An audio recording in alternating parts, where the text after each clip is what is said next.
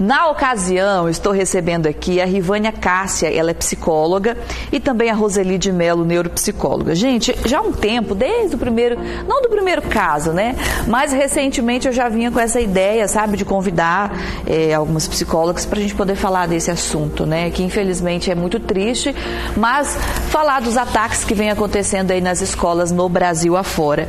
E aí eu recebi a visita da Rivânia, deu certo, ela se encaixou, entrou em contato com a Roseli, deu tudo certo, a gente conseguiu agendar para hoje esse bate-papo tão importante. Então, na ocasião, estou aqui recebendo as duas. Rivânia, obrigada e bom dia para você.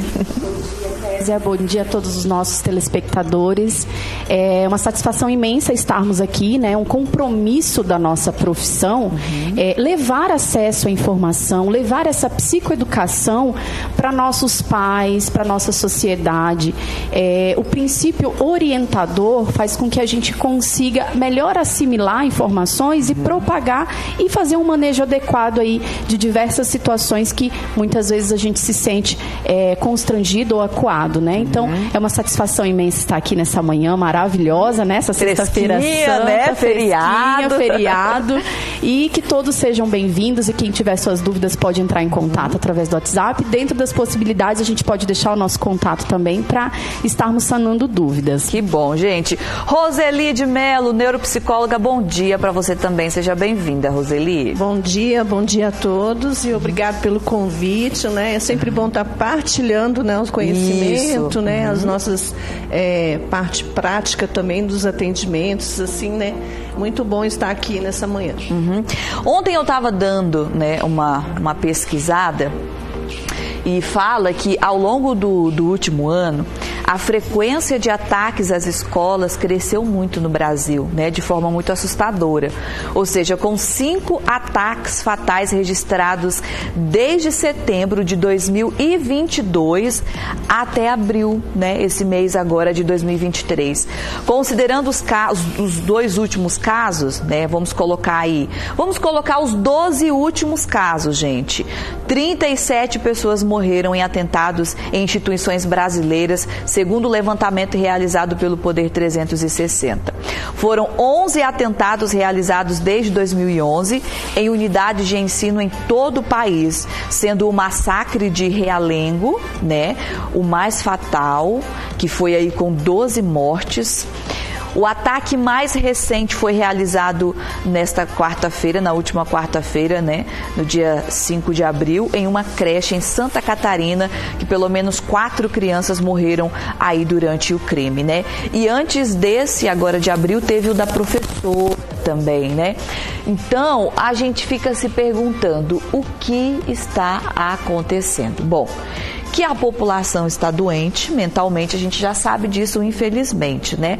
Mas a pergunta que fica, por que nas escolas, né? Por quê? O que passa na cabeça de um ser humano desses? Rivânia, é possível identificar alguns comportamentos antes do ataque?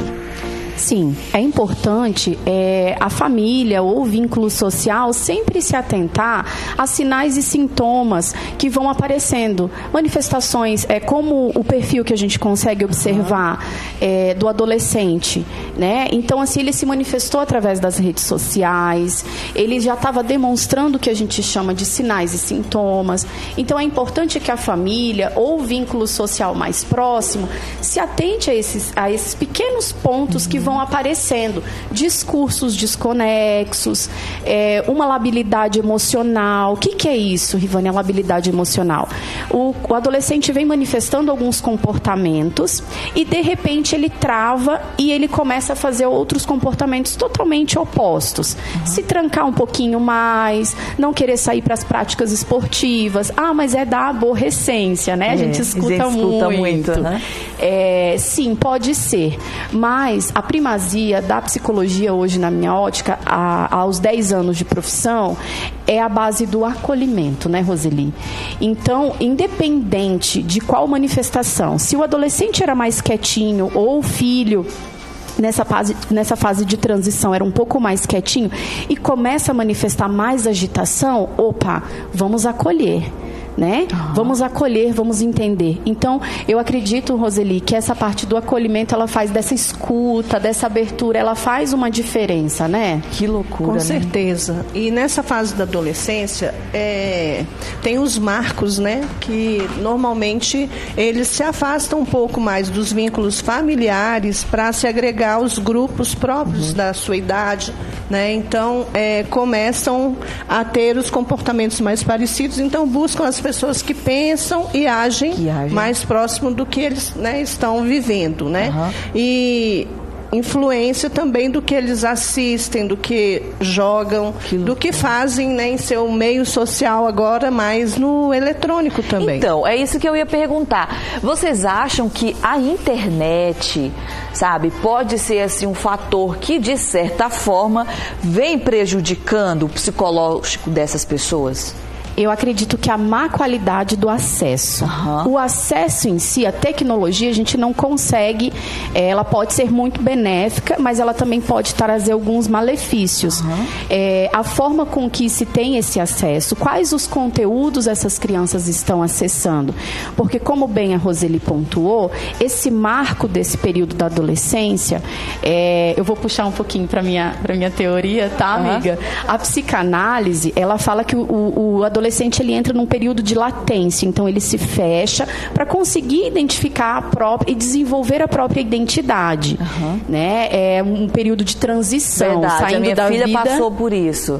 Saindo da vida infantil, assumindo a vida adulta, e justamente esse social faz toda uma diferença. E é quando a gente fala desse acolhimento, porque se eu não tenho um acolhimento adequado em casa, quem me acolhe é a internet. Exatamente. Entende? Quem me acolhe são as drogas, porque é prazeroso, é atrativo, eu te entendo, né? Então, tem todo esse manejo. E Lacan, ele é muito interessante porque ele fala assim, que toda vez que eu quero instaurar uma ideia ou um limite, ele fala que tem que ser através do afeto e não da repressão. E a gente vem nessa ruptura da sociedade, porque os padrões antigos de educação, os pais eram bem rígidos na roça, nós moramos em Rondônia, nós ainda temos algumas raízes. Então, quando a gente para conversar com um parente, um familiar, né, a gente fala assim, na minha época, o meu pai só olhava. Exatamente. O meu pai só olhava. Então, assim, era um outro padrão. E como nós temos esse acesso à internet... Que antes não tinha. Não tinha. Esse acesso à informação, essa troca mútua e instantânea, o adolescente, ele tem essa necessidade de compartilhar as suas dores e as suas angústias. E muito além, se sentir acolhido. É onde ele se sente seduzido por algumas temáticas, porque o fulano me entende. Né? Então, a gente vê diversos casos, não só no caminho da drogadição, mas também com esses perfis e tendências que a internet vem nos desafiando, né? Dos desafios. Desde aquela época, um tempo atrás, com a Baleia Azul, a necessidade do adolescente do pertencimento àquele grupo. Então, ele só podia adentrar aquele grupo se ele fizesse o desafio da Baleia Azul. E ele tinha essa necessidade porque, no primeiro momento, o grupo era o ideal. Porque era ali no grupo onde ele conseguia identificar que ele se sentia acolhido, né? Era novo também, né? Porque eles não sabiam onde que ia ser o final desse Baleia Azul. Não tinha essa ideia vai chegar lá no final e vai acontecer o que aconteceu, né? Então, os desafios iam ficando mais intensos e eles com dificuldade até de sair, né? Porque quando começaram a perceber que não era bom, muitos já tinham ido, finalizado, né? Meu Deus, que loucura isso. Olha, vamos focar mais assim nos dois últimos casos, né? O da professora, né, foi o ataque de um adolescente, né? Que atacou a escola, a professora, enfim. E agora o último já foi um homem, né? A gente pode se dizer um homem adulto de 25 anos de idade. Um homem que não tinha, a princípio, pelas investigações, ele não tinha nenhum contato com a creche, não conhecia ninguém que estudava na creche, enfim, não tinha nenhuma rixa com os professores, vamos se dizer assim. E a gente E eu analisando e vendo também através das matérias, que teve um momento em que a mãe chega nele, né, ele preso lá, e a mãe chega nele e desesperada, chorando, e ela grita, né, eu sempre trabalhei para te dar de tudo, né, você nunca faltou nada para você, e que isso, e ela revoltada com aquela situação, porque imagina para uma mãe, né, ver e presenciar que o filho matou 4 crianças dentro de uma creche. O que se passa na cabeça de uma mãe? Nesse caso, esse transtorno, esse tipo de comportamento, essa coisa já vem desde a adolescência, se estendendo ao longo do período adulto, né, Rivânia? Sim, nós temos alguns perfis de personalidade, alguns traços de personalidade, depende da teoria, eles vão trazer de uma forma muito singular. Recentemente a gente tem a psicologia positiva, né, e ela fala sobre forças de caráter, enfim. Temos diversas nomenclaturas, mas são as características do indivíduo. Né? Então, assim, a gente começa a observar tendências que a sociedade hoje tem um limiar de frustração muito baixo. Então, qualquer momento, ele se desestabiliza emocionalmente e é onde ele sai um pouco do perfil da neurose, que a gente fala que é a famosa tendência normal de lidarmos com as frustrações, e ele passa para um período acima, seja uma psicose ou uma perversão, dentro da psicanálise, tá, gente? Só para deixar claro que é a linha de abordagem da qual a Roseli pode depois falar um pouquinho da TCC também. E é nesse sentido. Então, observem que os perfis são geralmente, no caso desse rapaz, buscando vulnerabilidade. Por que ele não foi atacar um supermercado? Porque, né? Então, assim, são sinais e sintomas que têm as suas certas singularidades. Então, ele procurou, não tinha no primeiro momento correlação nenhuma com o vínculo com a creche, mas se a gente for parar para fazer um parâmetro, olhar essa singularidade do indivíduo, claro que alguns casos eles trazem um perfil muito parecidos, né? Mas a gente tem que lembrar que cada indivíduo é único e singular. Então, provavelmente, tem alguns resquícios que vá fazer uma ligação com aquele objeto de desejo que era a escola. Talvez lá no passado ele tenha passado por alguma situação frustrante na escola, enfim. Precisa-se sim fazer essa análise mais profunda. E essa investigação, essa investigação, né? Porque, de fato, existe um adoecimento. Nada vai amenizar o que ele fez. Mas existe ali por trás um adoecimento. Existe uma necessidade de investigação, também não porque uma linha de cuidado, né? Porque ele vai sair daqui a uns anos e, enfim, ele precisa se reestabelecer socialmente, entende? Então, esses perfis é importante a gente traçar e entender porque eles têm mais a questão da vulnerabilidade. No caso do adolescente, no primeiro momento que tange ali e abarca as situações emocionais do adolescente, é justamente esse limiar de frustração em relação ao bullying que ele sofria e que ele praticava. E aí ele foi num objeto de vulnerabilidade, a professora. Né? Então a gente para olhar no primeiro momento, a professora estava de costas. De costas. E ele já chega golpeando. Né? Então é sempre essa necessidade acima, né? Eu preciso de um objeto vulnerável. Então, são parâmetros que a gente vai analisando. Diferente de padrões, outros padrões, de comportamento antissociais, que o cara já vai, de repente, assaltar um banco. Então, cada padrão, ele vai traduzindo diferentes posturas e personalidades. No caso dos ataques, a gente vê esse parâmetro da vulnerabilidade. Eu preciso de um grupo vulnerável. No primeiro momento, o rapaz na creche, porque as crianças não tinham como se defender. E o aluno com a professora já golpeando por trás, né? Então, tem todas essas manifestações a serem observadas. Roseli, na matéria lá mostra que teve alguns comentários na internet que ele fazia. E na internet, né, você observa comentários de ódio. Né? Pessoas que comentam ali, você vê, né, que a pessoa está com raiva, está com ódio. E esse homem, ele chegou a fazer alguns comentários na internet, né, comentários de ódio. E É possível alguém fazer alguma coisa? Porque, não tem como a gente imaginar, premeditar, né, que a pessoa vai ser capaz de fazer isso. Mas quando você observa que fulano, ciclano tem um tipo de comportamento assim, um tipo de comentário de ódio, é possível a gente fazer alguma coisa, denunciar, alertar? Isso é possível, Roseli? Sempre é possível fazer alertas. Alertas, né? Porque, às vezes, nem a família participa das redes e não sabe o que nem a mãe, né? A mãe, quando acontecendo. ficou sabendo, a tragédia já tinha acontecido. Então, assim, os amigos que são mais próximos, que normalmente pode ser que não tenha, né, o mesmo tipo de pensamento, eles podem fazer uma abordagem ou até alertar a própria família. Olha, está acontecendo assim, né? Isso vai depender de como que é o vínculo também desses amigos com a família, porque tem alguns casos que não se vinculam com a família, né? Ficam só no seu núcleo ali, só na internet também, né?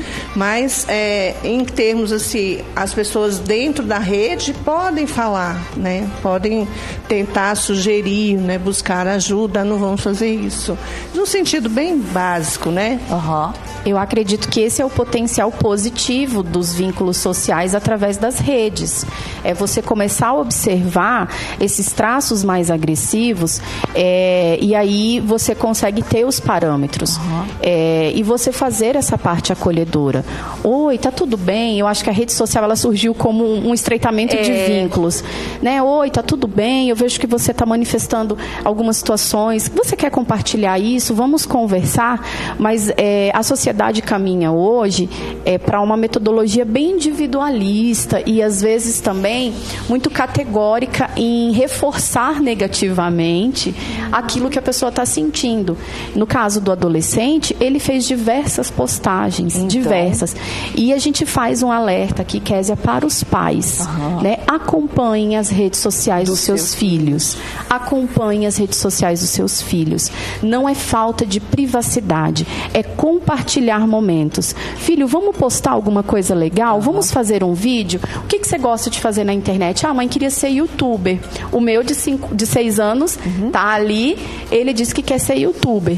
Obviamente, ele ainda não tem idade para manuseio, nem consegue, mas volta e meia a gente grava videozinhos. Oi, galera, nós estamos aqui, eu gravo para ele, né? Então, a gente faz essa dinâmica tentando entrar dentro do mundo deles e puxando um pouquinho para nossa responsabilidade. A gente entende, é muito corrido. O dia a dia é extremamente corrido. Mas a gente não pode perder esse olhar da qualidade do acesso e que informação seu filho tem recebido. Que informação seu filho tem propagado nas redes sociais.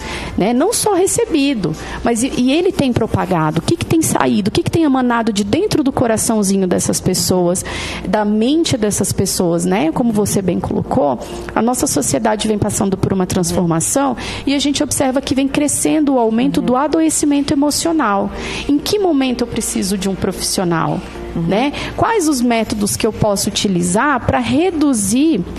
A gente chama de redução de danos, né, Roseli? Essa redução de danos das nossas frustrações diárias, porque todo dia a gente se frustra. Todo dia. Então, se a gente sai de casa hoje, o carro estoura um pneu, a gente já fica frustrado. E aí a gente já chega atrasado no serviço e assim vai. Como que eu vou lidar com esses pequenos percalços diários para que eu não me sobrecarregue, para que eu não fique fragilizado, para que eu não fique esgotado emocionalmente? Então, é um alerta que a gente deixa para que os pais comecem a olhar com mais carinho para essas atividades das redes sociais. Muito bem. E isso começando desde a infância, né? Porque a gente está falando aí de um caso de um adolescente, mas existem comentários a respeito de crianças que fazem assim também, né? E já são indícios mesmo até de transtornos, né? A gente pode ter dentro de um quadro de TDAH que vai evoluindo para um TOD, para um transtorno de conduta, onde essa questão da irritabilidade e um direcionamento dessa irritação para um terceiro. Pode ser para animal, pode ser para uma pessoa. Então, isso tudo já dá para verificar nas características desde a infância. A gente não fecha transtorno de personalidade em criança, mas já dá para ter esses traços e ver também, se não for cuidado, né, lá para frente vai ter alguma, né, consequência. Eu vou pedir aqui pro Anderson, traz aqui o aparelho da TV rapidinho, tá? Eu já estou aqui me encaminhando aqui já para a reta final do nosso bate-papo. Pedi para o Anderson trazer aqui o aparelho para eu dar uma olhada isso no WhatsApp. Gatilhos. Vamos falar aqui de gatilhos, né? Eu lembrei aqui de dois tipos de gatilhos que a gente pode abordar antes de finalizar. Primeiro, o videogame. Aquela pessoa, aquele adolescente que já vem com esse tipo de comportamento, né? Que já vem se desenvolvendo esse tipo de transtorno. O videogame, hoje a gente tem muitos videogames de matar, né? De matar e sai matando. Inclusive tem até esse assunto está sendo até abordado numa novela, né? Que está passando na emissora vizinha, que eu acompanho. E vício, né? Em videogame, de matança e mata, e parece que aquilo é tão normal para eles. Matei fulano, matei ciclano e tem até sangue. É uma coisa horrível, gente, em videogame. Já é bem antigo, né? Já é bem antigo. Mas a sensação que eu tenho, assim, é que parece que é algo tão normal, tipo assim, matar, eu matei fulano, matei ciclano, será que isso não está saindo das telas ali da situação fictícia, gente, estão trazendo para a realidade como se fosse algo tão normal? De fato, tudo aquilo que a mídia busca vender é algo que seja prazeroso e acessível. Né? Então, os jogos, eles vêm nesse sentido de estímulos. Antigamente, a gente jogava o quê? Banco imobiliário. Nossa, era pular corda. Pular corda, desafios, rouba-bandeira. Amarelinha. E aí a gente vem evoluindo lá pra... Eu não sou muito dos games, né? Mas a gente vem evoluindo por exemplo, na época do Super Nintendo, a gente tem os jogos mais famosos dentro do Brasil, que são o Super Mario, Donkey Kong. E aí a gente vem nesses perfis mais agressivos. E essa tendência de Mortal Kombat. Então, assim, a gente vem observando que o estímulo quanto mais eu matar, mais eu vou evoluir, mais eu vou passar de fase, e aquilo vai, de certa forma, influenciando, porque você assiste o que é bom para você. Então, as pessoas que estão hoje aqui assistindo o Partilhar é porque buscam um conhecimento e querem agregar aquilo na vida delas. Da mesma forma, o perfil dos games vem para esses adolescentes nesse sentido. Aquilo vai fazendo um sentido e serve sim como um gatilho, como uma forma de expressão, né? Eles se identificam. É aí que está o problema. Como que a gente consegue gerar a qualidade desse acesso aos nossos filhos, né? Por quê? Porque existe uma identificação. É um momento de descontração e para eles jogar é prazeroso. Fora o tempo que é despendido nos jogos, né? Que faz uma modificação toda na rotina e no ciclo circadiano da pessoa, né?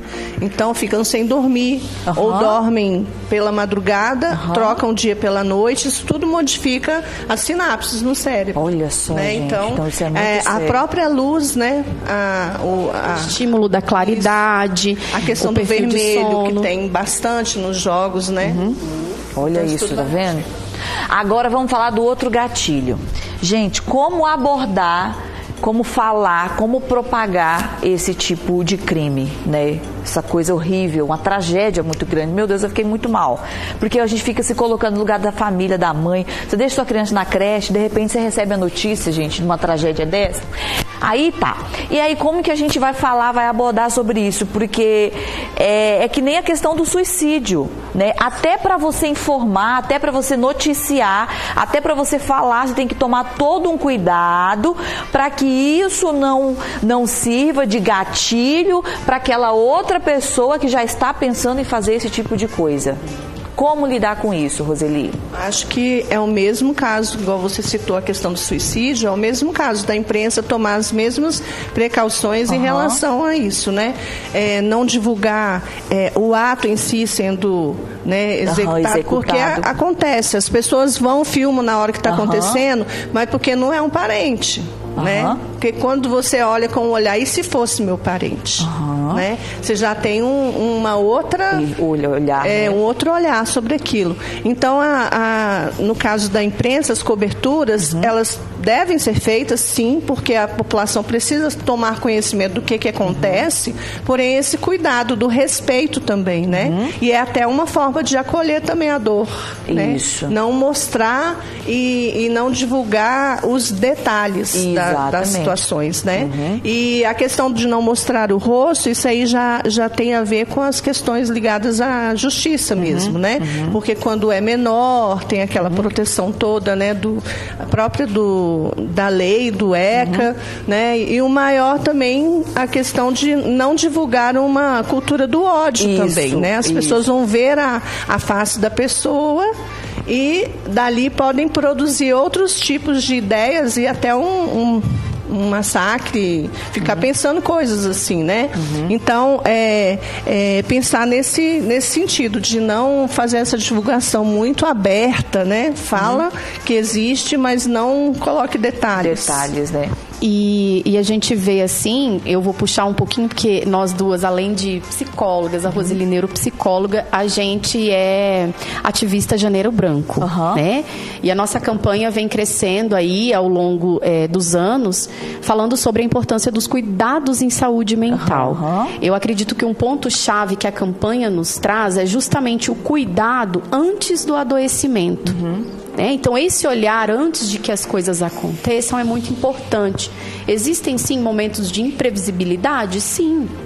Mas a redução de danos, ela vem trazendo nesse sentido. Então, esses temas, eles devem ser abordados nessa perspectiva de que como eu posso melhorar a minha qualidade de vida, como que eu posso agregar valores aos adolescentes, aos meus filhos, como que eu posso cuidar desse adulto que manifesta um adoecimento nas redes sociais, né? E nós temos uma responsabilidade enquanto agentes sociais, e a gente fala transformadores do Janeiro Branco. Apesar de ser uma campanha que foi fundamentada por um psicólogo, né? E pela sua esposa, o Leonardo Abraão, mas a gente sempre deixa muito importante, e claro que todos nós na sociedade somos agentes de Janeiro Branco, de qualidade de saúde mental, acolhendo, dando um abraço, ouvindo, né? Trazendo essa pessoa mais para perto, tentando entender esse adoecimento. Mas eu não sou psicólogo. Mas tem uma coisa muito interessante da psicologia, que o ouvir é terapêutico. Né? Então, o fato de você simplesmente escutar a demanda daquela pessoa já faz com que ela consiga se ouvir, ela consiga se perceber. Né? Não é o psicólogo que impõe ou que muda a vida da pessoa, é a própria pessoa, através de uma condução assertiva dos seus sentimentos. Então, falar desses temas é importante. E a gente trabalha de janeiro a janeiro, né, Roseli? Isso é a prevenção, né? Gente, muito bom. Já finalizando, então, o nosso bate-papo, porque já são o quê? 7h41, né? E daqui a pouquinho a gente vem com um assunto para finalizar com chave de ouro, que é falar da Páscoa, né? Que hoje é Sexta-feira Santa e hoje é feriado, então a gente vai falar um pouquinho também da importância aí dessa data tão especial. Então é isso, gente. Eu aguardo vocês numa próxima ocasião, né? Numa outra oportunidade, até pra gente continuar falando desse assunto e abordar outros também, que é muito importante aí para quem está em casa acompanhando, né? Saber lidar com essa situação e buscar um psicólogo, fazer terapia é tão bom, né?